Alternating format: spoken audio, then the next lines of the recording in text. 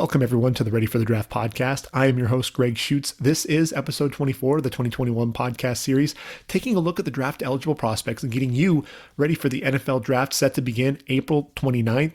And this is actually the second installment of the From a Fan's Perspective segment. This is where I sit down with you, the fans, and we talk free agency and the draft for your favorite NFL franchises. We'll also take a look at your favorite college teams and which players are coming off the board when. This week, I sit down with Steve Jackson, a huge Tampa Bay Buccaneers fan. So we talk free agency and the draft related to the Tampa Bay Buccaneers. So please sit back, relax, and enjoy my conversation with Steve Jackson, huge Tampa Bay Buccaneer fan. Okay, this week from a fan's perspective, I have Steve Jackson with me. Steve Jackson's a huge Tampa Bay Buccaneers fan. Wanted to break down everything Tampa Bay. Super Bowl champs, first and foremost, Steve, got to congratulate you on the Super Bowl win. And tell me about you as a Tampa Bay fan. How'd you get involved with Tampa Bay? Why are they your team? All right. First off, thanks, Greg. Just hearing Tampa Bay Super Bowl champions is still weird to me. You know me personally, so you know the struggle that I've dealt with being a fan. And when I say being a fan, I'm not just the guy that gets Sunday ticket and watches the game from my house every week. I literally went to 1 to 2 games a year in Tampa, paid top dollar, and more times than none sat in disappointment as the team lost. But I actually became a Tampa Bay fan, and I'm originally from Oklahoma City, so we didn't have a football team. It was pretty much either you adopt the Dallas Cowboys or you figure it out. But for me, it really all started in '97. I was watching. I don't know if is the HBO special Inside the NFL. Is that what it is? Hard Knocks or no, not Hard Knocks. Not Hard Knocks. The one where they actually I think it highlights. I think it was Inside the NFL. Yeah, Inside the NFL, right? But I actually saw one of the specials, and they showed the highlights of Hardy Nickerson and Warren Sapp. And Hardy Nickerson was the most energetic dude I had ever seen in my life at that time. He was going crazy. He was hitting people. And I said, I don't have an NFL team. I like that dude. I hate their uniforms. They're orange, they're creamsicle, but I love this dude. And next thing you know, I just started following the team whenever we would play our video games. This is back in the PlayStation 1 days. I mean, NFL Game Day. Going way back, yeah. Way back, right? So they were my team on NFL Game Day, NFL Streets, whatever you had. I was enamored with the Buccaneers.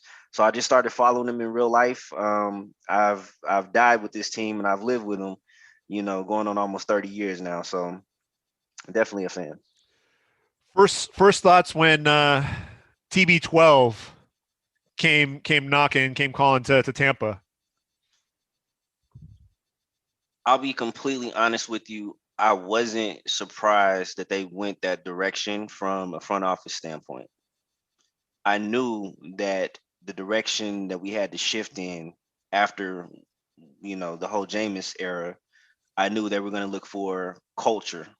They were going to look for a vet at quarterback. I don't think Jason Licht, he's had a lot of draft success.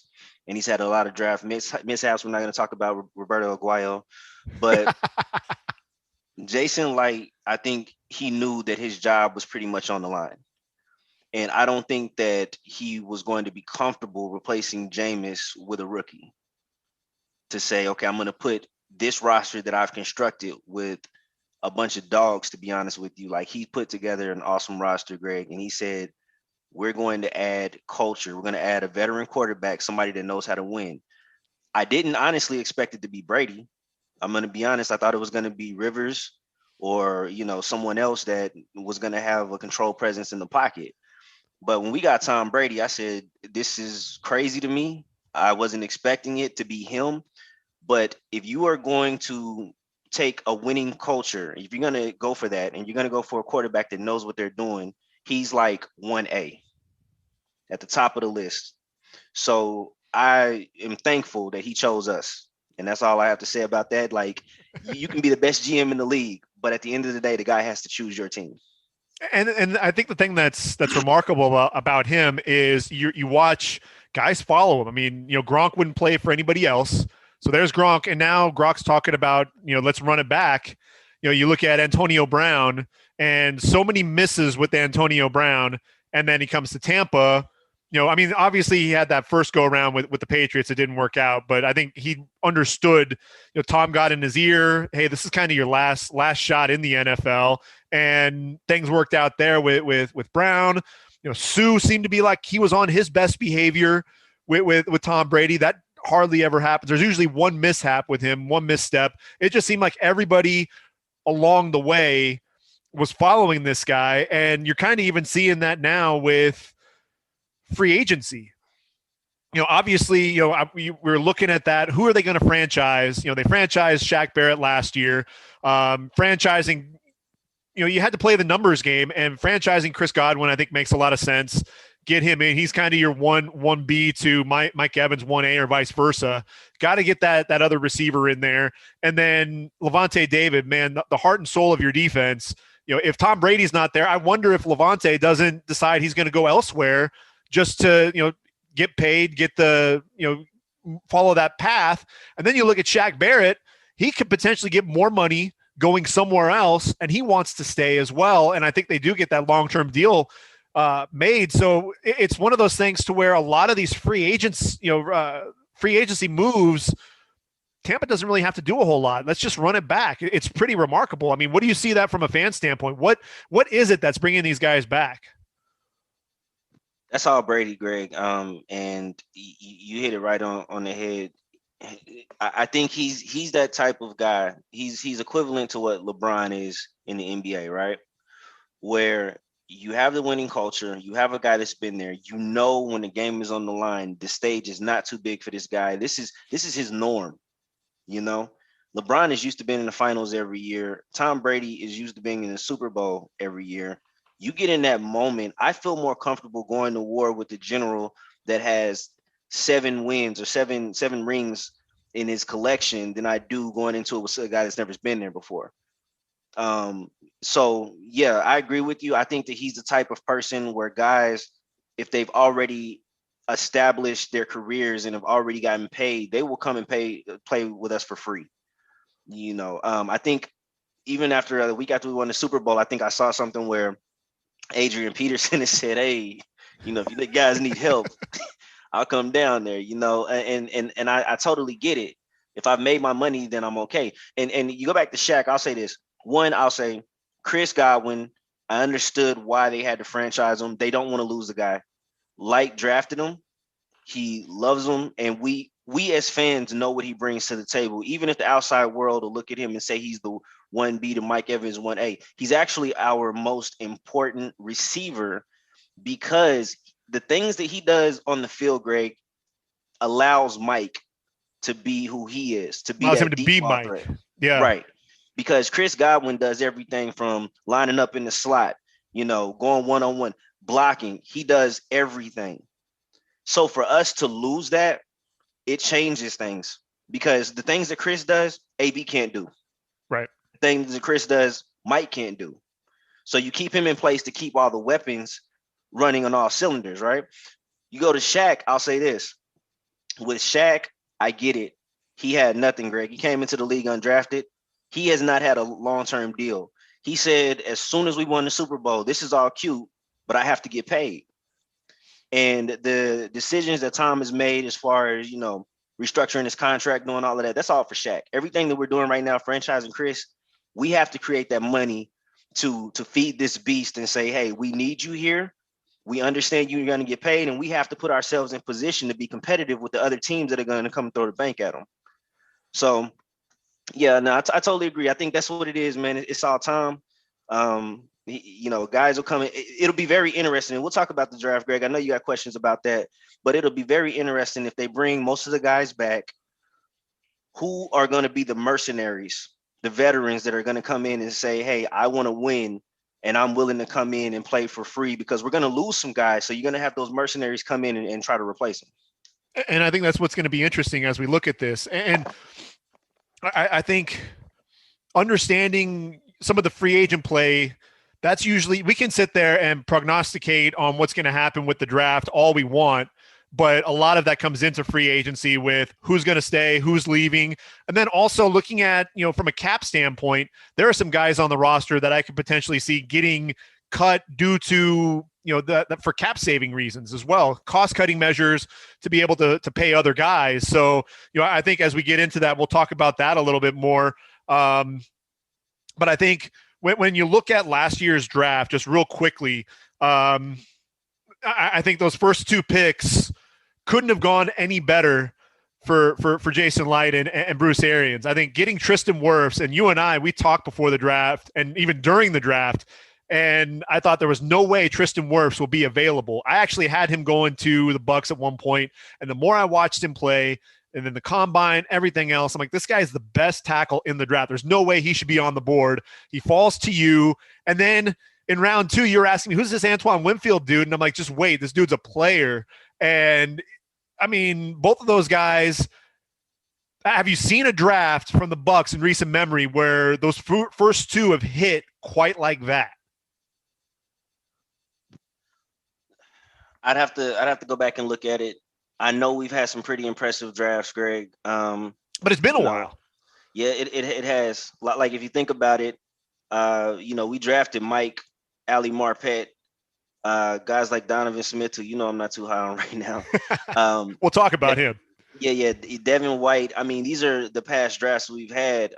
So we've had some pretty good ones. Even I think the draft with Vea, we drafted him, and if I'm not mistaken, someone after that. But maybe the OJ Howard. I just have to think of the 2 that we may have gotten in the first round like that. And if I'm not mistaken, I think he's traded up to get Winfield in the second round. I think we had to trade up. Yeah, but no, he hit it on both of them, man. It was so crazy. But to be, you can think about a guy like Tyler Johnson, and 5th round, pick number 161. He hit it on all cylinders with this draft, man. Even our running back, Keyshawn Vaughn. It was impressive.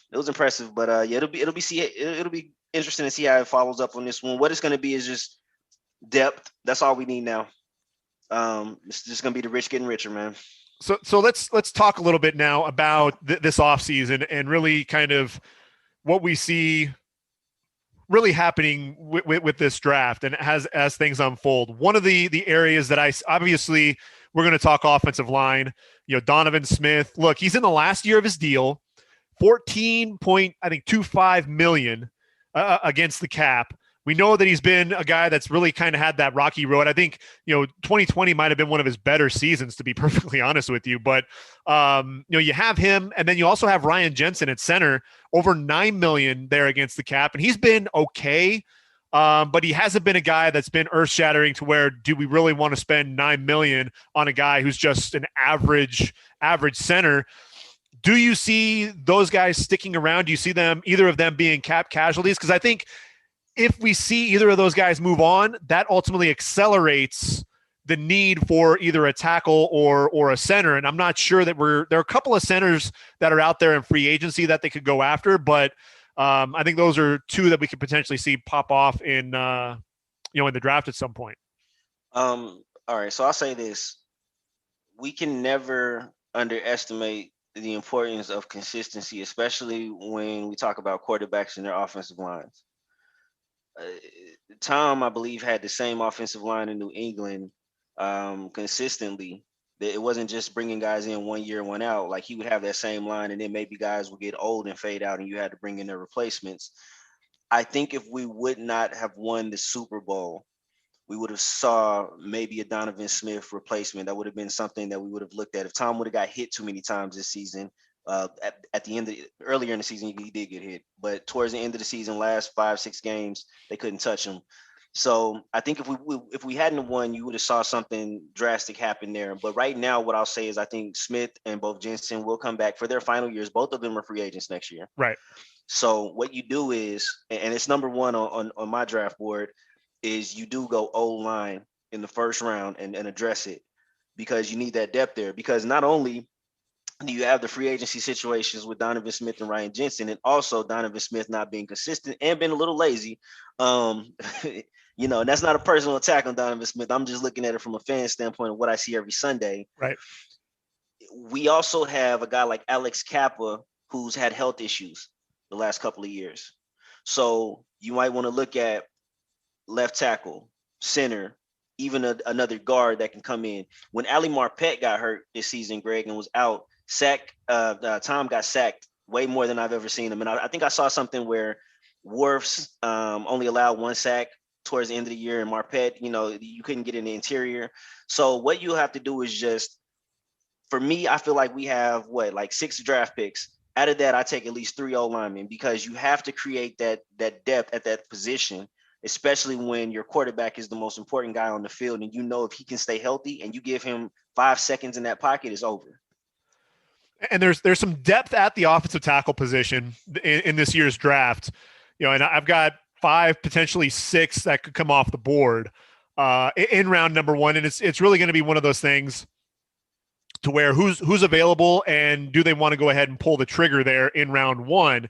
And so like a guy like Tevin Jenkins out of Oklahoma State, a guy that plays both left and right tackle, big physical guy, you could potentially line him up there at left tackle, but I think he's going to be off the board.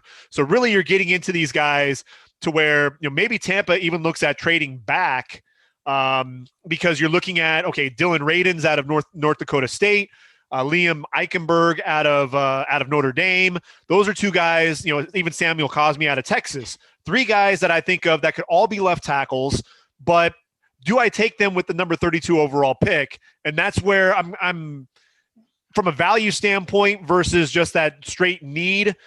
Do you see them potentially reaching for a guy that really should be a 2nd-round pick, but I'm going to go ahead and take him in round 1 just because that's ultimately my biggest need? So I'll say this. It really depends on who's left on our draft board when we get to 32. If it's getting down to 32 and your top O-linemen have already been taken, or you didn't trade up to get them, you have 2 choices. 1, do we look at another position of need and the best available player? Or 2, to your point, do we trade down and try to get as many picks as we can to build up our depth, right? So I think second on my list of our needs at this point would be the D-line as far as depth. We need to have depth because right now you got Sue, Steve McClendon, and Raheem Roches, who we affectionately call Nacho. All 3 of them are going to be free agents this year, and I don't believe we keep all 3. We'll be lucky if we can keep Sue. If we, and that's what I mean by mercenaries. If we lose somebody like Sue, there's going to be a guy out there that says, "Hey, I'm a former Pro Bowler. I don't know if you guys need help, but let me get in here." Not to mention, not to interrupt, but not to mention, William Golston is going to be in the final year of his deal as well. So that's exactly another guy that you could potentially see down the road, moving on, potentially getting paid elsewhere.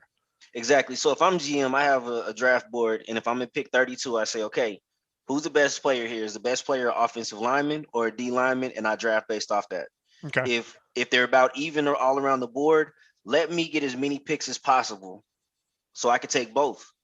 And then move on from there. Okay. So the guy that I'm looking at for Tampa at 32, and I think there are a couple of different directions that they could go with this, but I'm looking at a guy like Carlos Boogie Basham. So with the nicknames Boogie, he's 6'4", 285. They're out of Wake Forest. This is a guy, from a 19 and a half sacks, 35 and a half tackles for loss in the last 3 seasons. And he's a guy that's primarily been, a 43 DN, but I think he can play 5 technique. He actually has the size and strength to be able to do that. This guy's a physical freak, in my opinion. A guy that can bend coming off the edge, the explosiveness, 36 and a half inch vertical leap, and then bench press over 400 pounds, squats over 700. So that the guy has power to him as well. And when I first watched him play as a junior, when he was really making strides, I saw him and I said, this guy's another AJ Epinesa, but the explosiveness, you continually, not only just the power, but he was beating guys with speed. He was bending coming off the edge. He's a guy to me that relentlessness too, that nonstop motor. I think he fits in really well with what Todd Bowles is going to want to do too. Lavonte David, Shaq Barrett, JPP, behind him, cleaning up, making plays. And look, if you can get creative with a lot of blitzes and everything, and if you got one-on-one against Boogie Basham, this is a guy that's going to pick you apart. He's going to, use those inside moves, loves to use his hands, a lot of secondary moves. To me, I look at it, and if those top offensive linemen are off the board and he's sitting there at 32, I think that might be your play. Yeah, and you just have to keep in mind that anybody we draft at that position, depending on who they bring back in free agency, is coming off the bench. Right. So unless we lose a Sewell or anybody like that, I have to think about that and say, okay, he might be a great understudy. He might be somebody that can come in and help now. But then I have to weigh that to say, okay, does he make sense, or is he going to be there if I trade this pick? Is his equal or somebody he's comparable to going to be there if I trade this pick and get 2 more in the second round? It'll be very interesting to see where light goes, but I'm just going to say these are rich people problems, It's true. And it's so crazy for me to say that because I'm so used to picking earlier in the first round every year. But Devin White was number 5. I'm telling you. So for me, it's crazy to really look at this thing. But I also say this too. I believe they have to build their depth around the secondary as well. We have Carlton Davis on the last year of his contract, and he's supposed to be, and I'm going to put this in quotations, he's supposed to be our top wide receiver stopper. He's supposed to be the guy that's guarding the top guys. And we saw what happened when Tyreek Hill played him the first time. Like, I've never seen a man so distraught on the bench, a grown man, an NFL player on the bench, like with his head in his hands, than I did at that moment. And I've seen him get burnt too many times this season. So I think that you also have to start looking at maybe second, third round, building the secondary, upgrading what we affectionately call the grave diggers. That's our secondary. Like it. You got a couple of nice pieces back there, but I think you need to have that healthy competition going into camp. So I'm glad you said that too, because I'm looking at my second round pick, and so I actually have them taking a corner in round 2. So I've got defensive end and corner, and looking at it, like you said, you've got Carlton Davis, had a solid season, but he struggled against some of the quicker receivers. Jordan Whitehead started to step up down the stretch. Obviously, we know Antoine Winfield's a stud. Sean Murphy Bunting, the 3 interceptions in the playoffs as the nickel. But I think where you could potentially get, an upgrade possibly as well, opposite Davis, is another corner on the outside, physical guy. Jamel Dean, had his ups and downs as well. And I'm looking at, you're talking about Oklahoma. I'm actually looking at the Pokes and looking at Rodarius Williams. He's Greedy's brother. He's 6 foot, $195, twitched up corner, really good size, instincts, blanket coverage there on the outside, rarely seems to be out of phase. He's a guy, to me, the ball skills, just a knack for timing his jumps really well, does a really good job kind of pinning guys to the sideline and really keep, maintaining that inside leverage. To me, I look at Rodarius Williams. I think that he's a guy, he could come off the board earlier, but I think there's so many corners in this draft that you could get a guy to fall. I think Rodarius could potentially be there at 64. And if you get him, he could be a guy opposite, Carlton Davis. He could end up being your number 1 corner when it's all said and done. Let him go up against the number 1s and allow, Carlton Davis to take on some of the bigger physical guys that I think he'd probably be better as a press corner. Yeah, it's going to be very interesting. I will say this, and I'll give the Gravediggers their due because, I was down on them a lot this season. I've seen them get burnt so many times, but I remember after Tyreek Hill and what he did, man, you weren't sure what was going to happen with that group. So exactly. And when I look at that group, I will give them their credit because they actually got better as the season progressed in the playoffs. Last half of that season, man. Whew. But I think a lot of that too was on Bowles because you get a guy like you just said with Darius Williams, and it's funny you said that because CBS actually has him on their mock going to us as well in the 3rd round, I believe. But if you can play one-on-one, if you can stay in front of guys, that gives your front 7 like the ability to get to the quarterback. Like, I can blitz you all day because I know that your guys aren't easily going to get past who I have in the secondary. All right. Now, Darrelle Revis isn't walking through that door. Okay. And I'm talking early Darrelle Revis, not washed up Darrelle Revis. Revis Island. Not the Revis we got. Okay. So he's not walking through that door. So my thing is, if you feel confident in these young guys to continue to build confidence and get better, then yeah, you can take the chance on some of these cornerbacks coming in and providing depth. If you think Whitehead, uh, Murphy Bunting, Carlton Davis, and Antoine Winfield are your secondary of the future, then invest in them and go with it. But you're gonna have to live with that decision. So if that's not the case, if you feel like we're gonna have to play zone, we're gonna have to do this, and that, you go after guys like this who can potentially replace who you have. And that's the way I have to look at it. So you already know how I felt about Greedy Williams last year. I was actually mad we didn't get him. Not to say his little brother is him at all, but if it's that type of pedigree, I definitely like that pick. I mean, and it's interesting. There are people that out in the draft community that are all over the place with Rodarius. I've heard some people say that he's a potential first rounder. I've seen people talk about him, like you said, with CBS, possibly in round number 3. I'm kind of in between. I think he's one of those guys to where he has the talent to be a first rounder because he's a lockdown. And that was the thing. AJ Green, put up a lot better stats last year, and then even this year, you didn't want to throw number 8's way. He was always the guy that was locking down his man, and you didn't want to throw his way because he was going to make it virtually impossible for a quarterback to get the ball in there. So I'm kind of in between. I think round 2 makes a lot of sense there.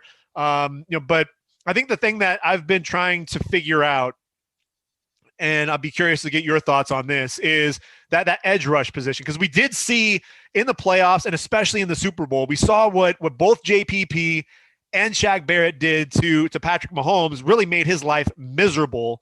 And, I don't care who you are, a quarterback, if you're running for your life like that, he made some crazy throws, almost completed some insane passes. But at the end of the day, he's running for his life, and it's because of that pass rush. So you've got Barrett, likely coming back, getting re-signed. JPP, another banner year, another 8-9 sacks, to his credit. But he's 32 years of age. How much longer can JPP do that? I mean, not even a firecracker explosion in his hand was going to take away this dude's production. So not taking that away, you could potentially bring him back after this season. But again, 32 years of age in the last year of his deal, I don't see any real depth behind those two guys. At what point do you look in free agency for an edge rusher? Do you look to the draft sometime on day 3, try to find a diamond in the rough? Where do you go from an edge rush perspective? It's crazy that you brought him up, because as I'm looking at our depth and everything else, that's where we actually have the least depth. And the reason why I haven't put them so much higher on the depth chart as far as a position of need is because I honestly think we're going to get Shaq back. And I think if you have Shaq and you have JPP, okay, we can find some cushion or safety nets within the later part of the draft. Now, if you're looking at them being out of the door, this becomes a whole nother conversation. I think believe that may end up being your first round pick at that point. Exactly. If we don't get Shaq back, we already got JPP, but he's on his last year of his deal this year. But no, if we don't get Shaq back, I would honestly prefer to find a veteran to put in that position. If he's going to be the lead edge rusher, go get a guy. But if you can't find him in free agency, you go get him in the draft. And to be honest, I probably even try to trade up to get him if there's a guy out there. I haven't really looked at the draft like you have this year, obviously because I'm still on the Super Bowl high. But but if there's a guy out there that's worth going to go get, then you go get him. I will say this though, to your point about JPP, everybody will not get paid next year, and we have to think about that. I know for a fact Chris Godwin is happy to be back, but probably not happy with that franchise tag. Right. So he's going to want to get paid next year. And if you believe in him and he goes out there and he shows everything that he has and plays out of his mind next year, you're going to have to pay him. Okay. And Mike Evans, the money's going to end up switching. You see what I'm saying?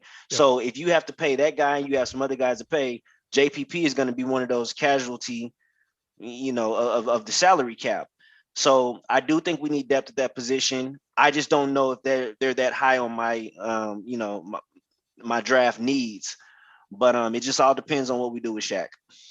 Yeah, and all signs are pointing right now to Shaq coming back, getting paid, getting his deal, and coming back.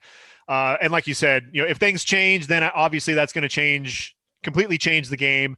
What was interesting was there were a lot of linebackers right in that right around 32 would be great value. Guys like Nick Bolton out of Missouri, Jamin Davis out of Kentucky, even Zaven Collins out of Tulsa possibly fall to 32.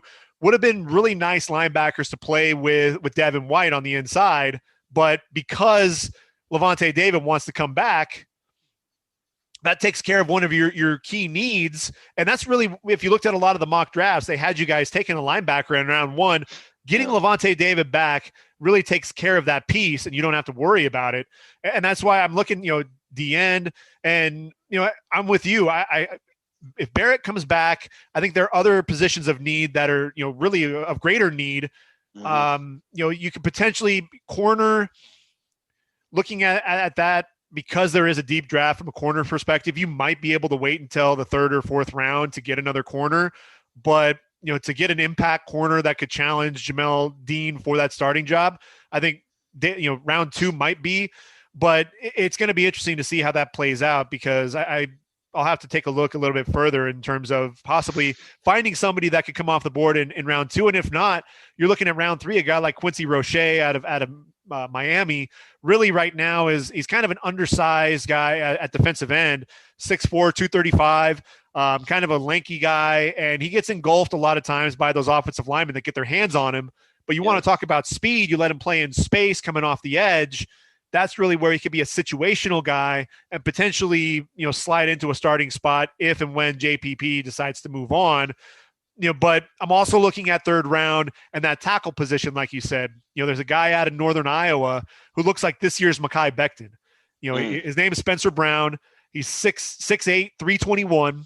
And he looks mean. He's just throwing guys out of the club. I mean, just, one of those guys is going to grab onto you and just chuck you and throw you all over the place. Good feet, and for a guy his size, he's got those real long arms. He's benching 500 pounds at 6'8". These insanely long arms. He's putting up that weight, for a guy that big. I thought that was pretty impressive. So I'm looking at him as well as a potential guy, in round three, get an offensive tackle to potentially take over for Donovan Smith. Donovan Smith can be your 1 year stopgap. Let him get acclimated to the level of competition and then jump in there as a starter in 2022. Obviously, you don't want to have a rookie starting and protecting Brady's blind side. But I think you could bring in a guy, develop, let him learn from some of the veterans, and potentially be that guy. And that's the biggest thing. No matter what we do, just let these guys come in with no pressure, develop, and become the best version of themselves that they can be. Because what's going to end up happening, I knock on wood, but it happens every year. Somebody's going to get hurt. And when that happens, you have to get plugged in, have that opportunity to show what you can do. But the only thing is you're getting plugged into a situation where it's Super Bowl or bust. So any of these guys that we bring in, just let them develop as much as they can, but know that at any point in time, be ready. I'll also say this. One thing I like to do, Greg, I like to kind of get into the minds of our GMs. Like when we're a sports fan, I'm big on watching interviews with Sam Presti at Oklahoma City Thunder, no matter how boring they are. I just like to, get into the minds, listen to what they're saying. I watched an interview with Jason Licht today. For Buccaneer News, he was doing the whole interview and they were talking about the draft. And the one thing that he said that really hit a light bulb with me, because if you think about some of the guys we drafted, it stands true, or even in free agency. He said this particular version of our team, he's looking for guys that are aggressive. So if the guys coming in are nasty, aggressive, these are the guys that you want in an alley fight. Those are the guys we want on our squad right now. That hasn't always been the case. We've had guys that were good athletes. We've had guys that had a lot of talent, but didn't have that mean streak. And if you see what he's done, we're bringing in guys like Ndamukong Suh and JPP and Shaq and, Devin White, who is the ultimate bully All right, I'm just gonna call him that because that's exactly what he is. He has not let up on the Kansas City Chiefs since we have beat them. If you're watching every one of his interviews, I knew he was gonna win. I knew they were gonna do that. It was stupid, He's been talking so much trash, but I love it because he reminds me of the linebacker version of a Warren Sapp.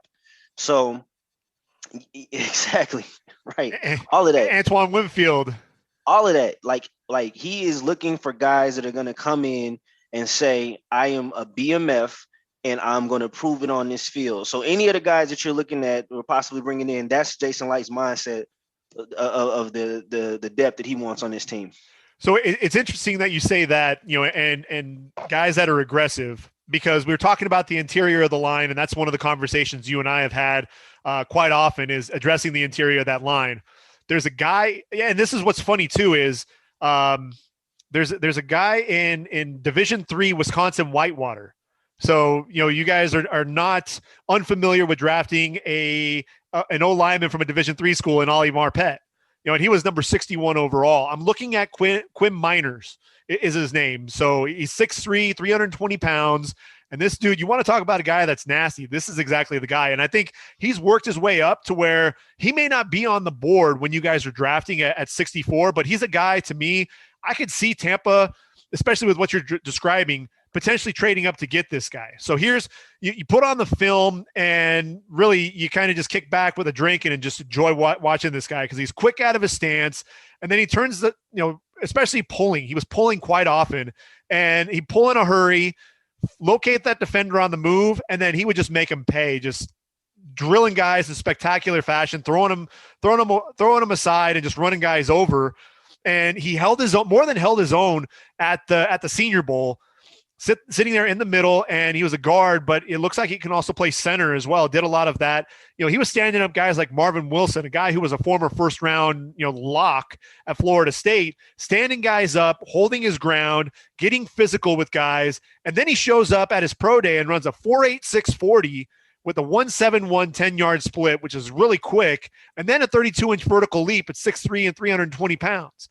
I'm looking at Quinn Miners and I'm like, dude, this is exactly what Todd Licht is talking about. So it's, I'm sorry, Jason Licht. Todd Licht played for the Rams, but Jason Licht. It sounds like it'd be a great fit if he's available. And it's like, does Jason Licht look to trade up for a guard center, or do you stay put and potentially look at getting? There's a guy out of Ohio State, Josh Myers could potentially be there in round 3.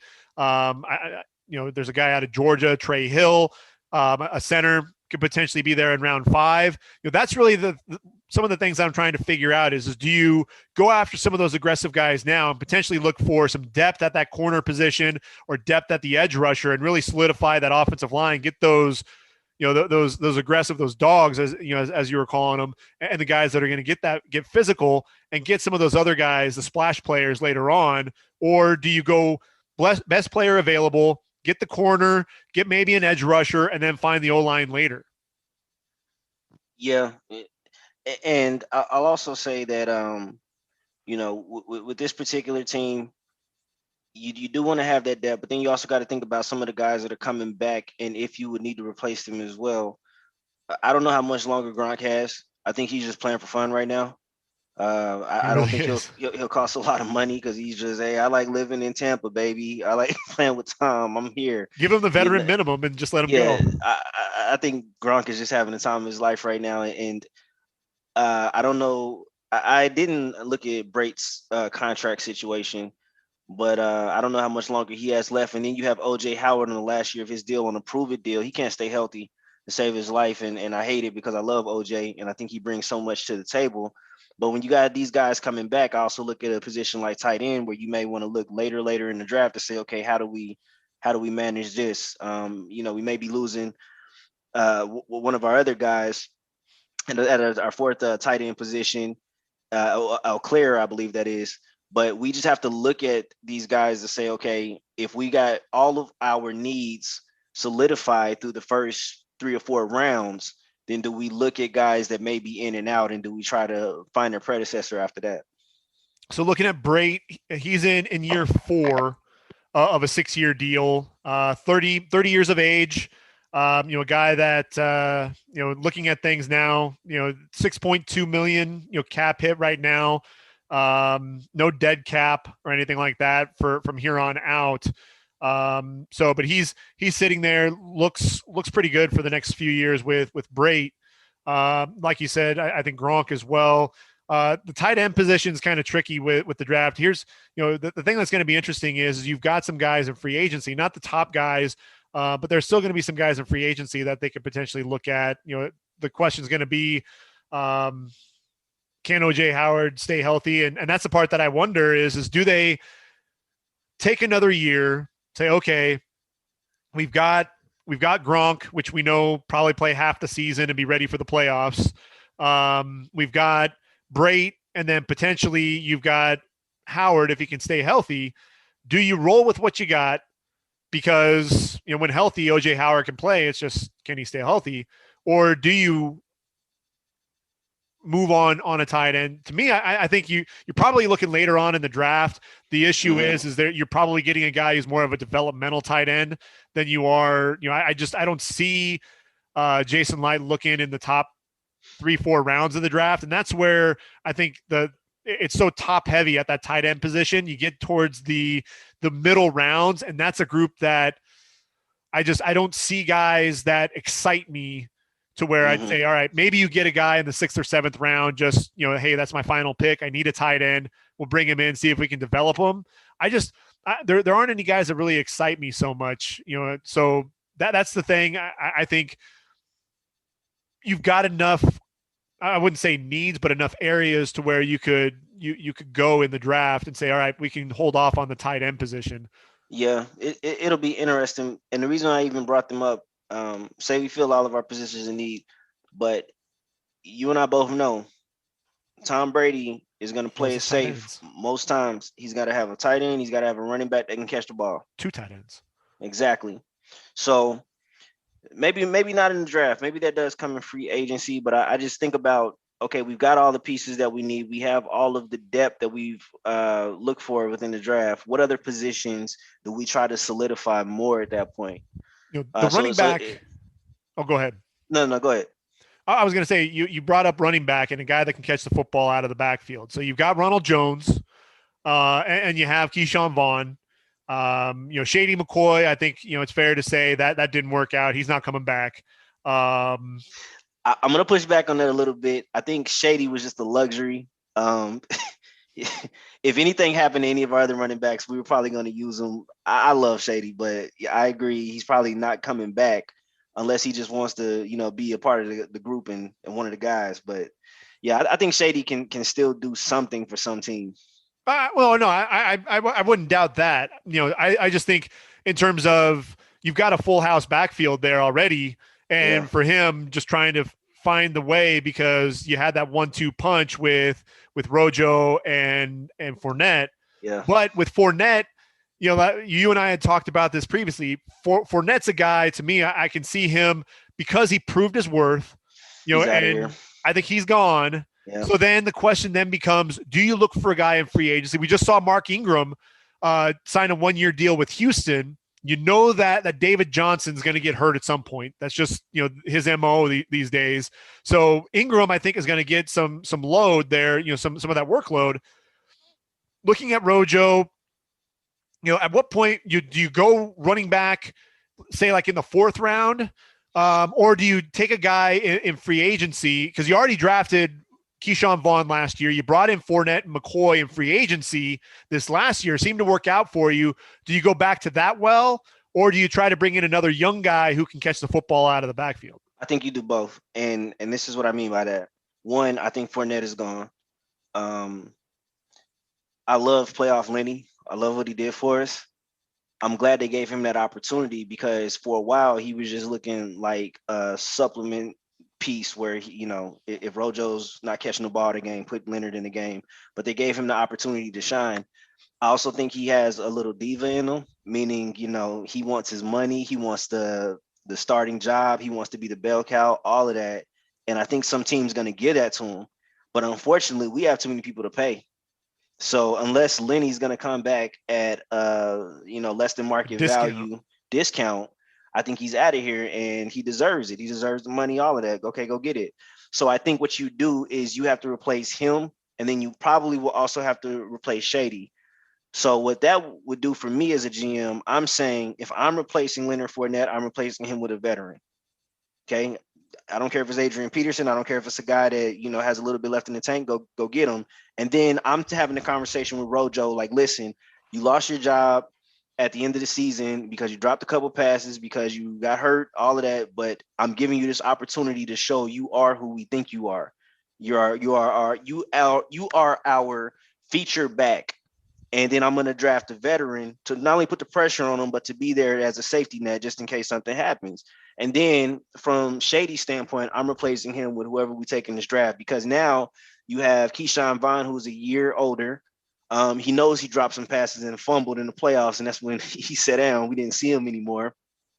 But you give him that opportunity to say, okay, you can fight for the secondary running back job. But then I'm also bringing in a young guy that can challenge him and also challenge for that spot as well as a project. But so I'm thinking I need a veteran, and I need to draft a running back. But later down the line, because to me, I think that we're pretty much okay at that position with Rojo. So it's interesting that you're talking about that, because there are a lot of mock drafts out there right now. And, if you to go and hit up the draft Twitter community, I think you see a lot of talk about like Javonte Williams is a name that I hear time and time again out of North Carolina. 3-down back. He's 5'10", 220, physical guy, has some speed, catches the football out of the backfield. But they have him coming off the board to Tampa in the first 2 rounds, whether it's round 1, round 2.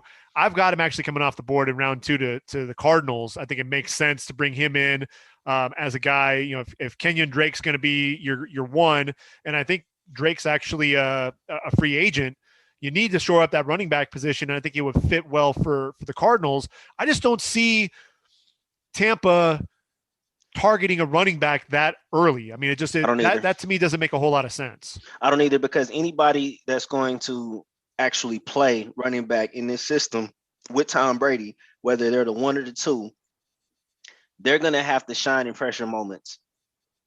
When Tom is getting blitzed and he needs to find that running back out of the backfield, they need to catch the ball. They need to not be so much in the moment that it's too big for them. So I think you need a veteran at that position. So I don't necessarily think they would take one in the second round, especially when you got offensive line, defensive line needs and all of that. I'm sure this guy, Javonte Williams, is pretty good. But for me, you need a vet. Yeah, and I think I'm looking at some of the guys like on day 3. There's a guy out of Mississippi State. His name's Kylan Hill. He's 5'11", 210. And what's interesting about him, what I like, is in 2019 he was the bell cow for the Bulldogs there at Mississippi State, over 1,300 yards on the ground. And then Mike Leach comes in, brings his air raid, and suddenly he has to kind of change up his game. So here's a guy that was, he was the physical runner, 5.6 yards per carry, a guy that was running out of the backfield. And then Mike Leach, like I said, he comes in and through 3 games, because he only got to play 3 games due to an injury, 23 catches in those 3 games there in Mike Leach's style of offense. To me, he's one of those guys. He might be a little bit bigger of a running back, can be a little bit more durable, but a guy that has some really nice hands coming out of the backfield. I look at Chuba Hubbard potentially in round 5. I talked to Brett Peters last week. I would love to get Chuba. And he loves Chuba, but he thinks Chuba is more of a first, second round guy. I just don't see that out of Chuba, just because I think, the contact, he doesn't make guys miss a lot of times in the open field, or in the open field he does, because he's at a full head of steam. But if you get him between the tackles, ask him to make somebody miss in the hole, he can't do it. You give him a crease, let him go, and he'll be that versatile guy out on the outside. So he may be another guy potentially in round 5 that I could see them going after and targeting, because he does have good hands. He caught 45 passes in his first 2 years there with the Cowboys, battled injuries this year. I don't know. He might fit in well with Tampa, because that's exactly what they'll be asking him to do, make plays in space and not be a guy that you're necessarily going to hand the ball off and say, look, give me 4 or 5 yards between the tackle, make a guy miss in the hole. I just don't think that he's that guy. And I think that's why you could probably get him on day 3. So those are 2 guys I'm kind of looking at for the Bucs. And why I said Kylan Hill first is what I just love about him is he can change. He changed his game up completely from being a guy in Joe Moorhead's offense, getting a ton of carries and being that bell cow to now I got to be, showcase my hands in this passing attack. And he was able to make that transition flawlessly. So now I'm going to be a guy catching the football out of the backfield. I made 23 catches, 10.3 yards per catch, to his credit as well. And so that versatility, that really speaks volumes for me. And so those are the 2 guys, I think, early day 3, either that 4th, 5th round range kind of feels like that's probably where, if Tampa's going to get a running back, those would be 2 guys that I would target. Yeah. It'll be very interesting to see which direction we go. Cause like I told you in the beginning, it's the rich getting richer, man. I think this will probably be the most least stressful draft that Jason Licht has ever experienced. I wouldn't be surprised. Are they doing the draft? I haven't even been paying attention to it, Greg. Are they doing the draft at an actual location this year? Or are they doing it like they did last year virtually? They're allowing them in the draft room this year. Even if they're allowing them in the draft room, I would not be surprised if I saw Jason Licht and Bruce Arians with like Hawaiian shirts on and flip-flops, kick back with drinks in their hand in the draft rooms. They're like, whatever, dude, we'll take who we can get. Bruce last year, dude was hanging out on his patio. Yeah, he was. And enjoying himself. And he looked so cool. It was crazy. Now his house wasn't as impressive as Sean Kingsbury's house was. Oh my gosh. It was crazy. I saw that and I thought to myself, that's out here. Like he had that fire pit going in the middle of the afternoon. I'm like, what is going on? Yeah, he did. Like when I saw his house, Greg, I said, that's out here. Let me find this neighborhood that he lives in. I just want to drive by it. But yeah, so I think this will be the least stressful draft for us. But knowing Jason Licht, I think him and his staff are going to do their due diligence and really trying to find those diamonds in the rough because they've done a great job at doing that the past couple of years. Absolutely. Any other draft notes that you have before we wrap things up? What else are you looking at? No, I think that's about it. Just trying to fill these needs, man. And I'm still on the Super Bowl high. Like this still feels unreal to me. And I know I'm looking at it. We got 7 picks this year. We have 2 7th rounders, which I don't know if we'll keep. We might end up moving those, but I'm just happy to be here. I think what the audience doesn't necessarily know. So I get all of my draft knowledge from you. Every year when the draft comes around, and I'm one of those guys. I'm one of those guys that'll sit with the draft on my TV for all 3 days, just because I'm interested to see who these players are that come in. Because I do not pay attention to college football as much as Greg does. So whenever we do draft somebody, I'm like, Greg, who is this? And he'll have to tell me whether it's good or not, and then I'll YouTube the videos and say, okay, this is what I see.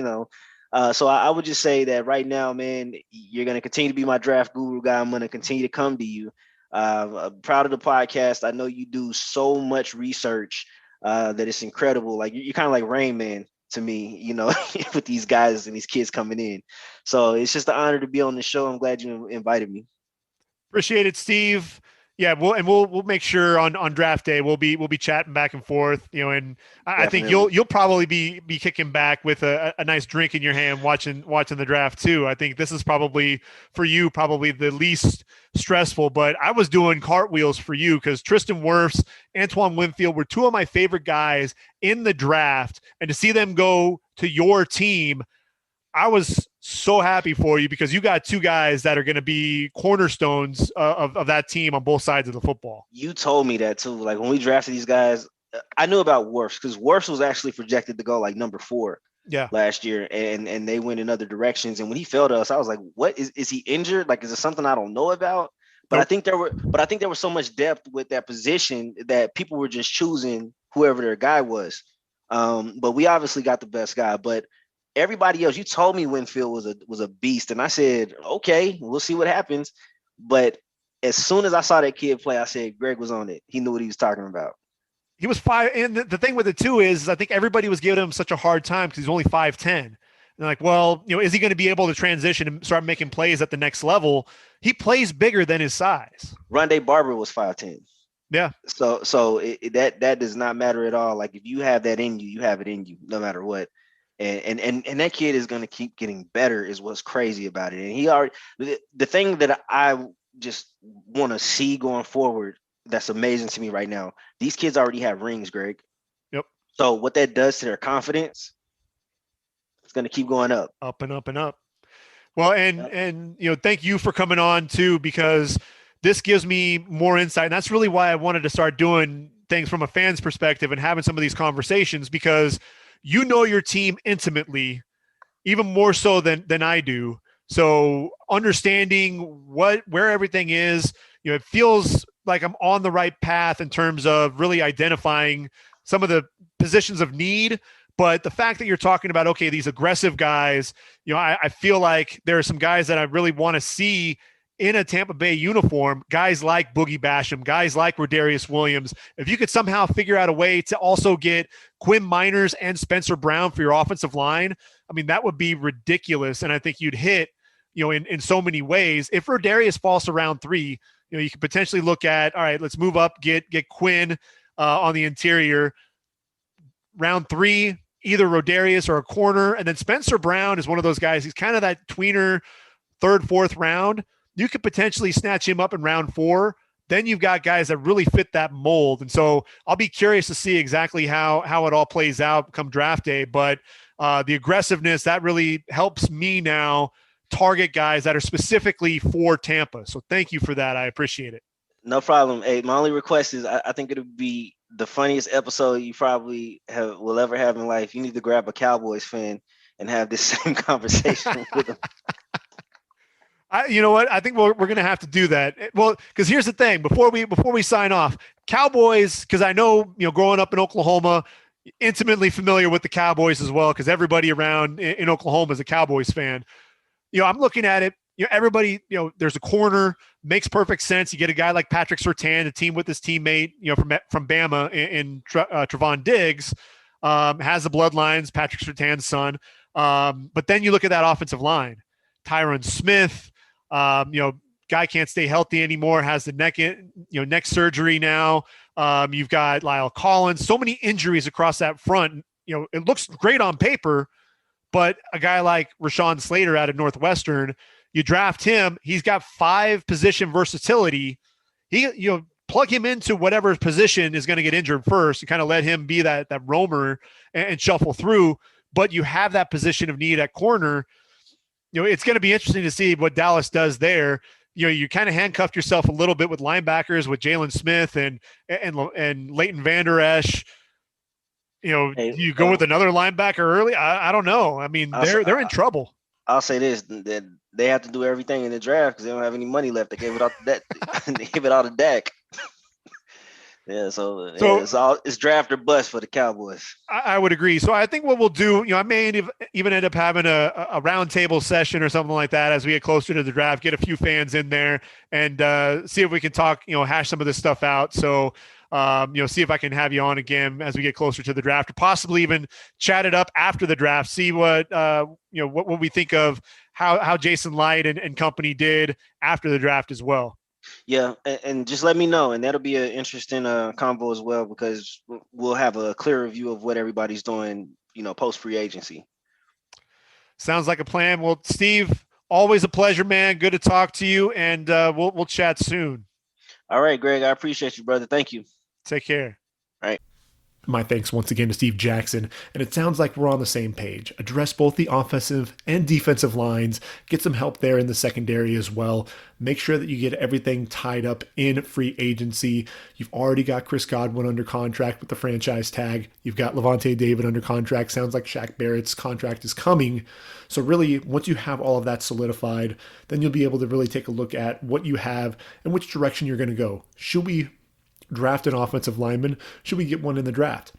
I think you're going to see a combination of both. I think the same thing for the up front on the defensive line, especially if Ndamukong Suh is not brought back, because You also have William Golston in the final year of his contract.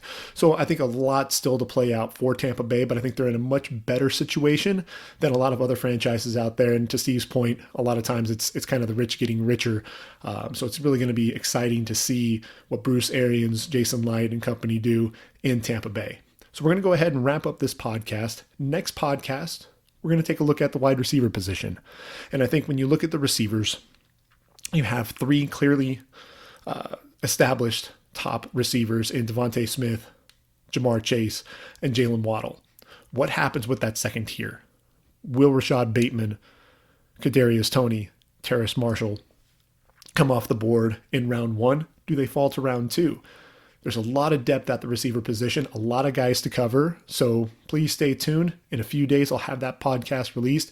We'll take a look at all things wide receiver. But until then, this has been the Ready for the Draft podcast. I've been your host, Gregg Schutze. Take care, everyone. Enjoy your week, and I am out of here.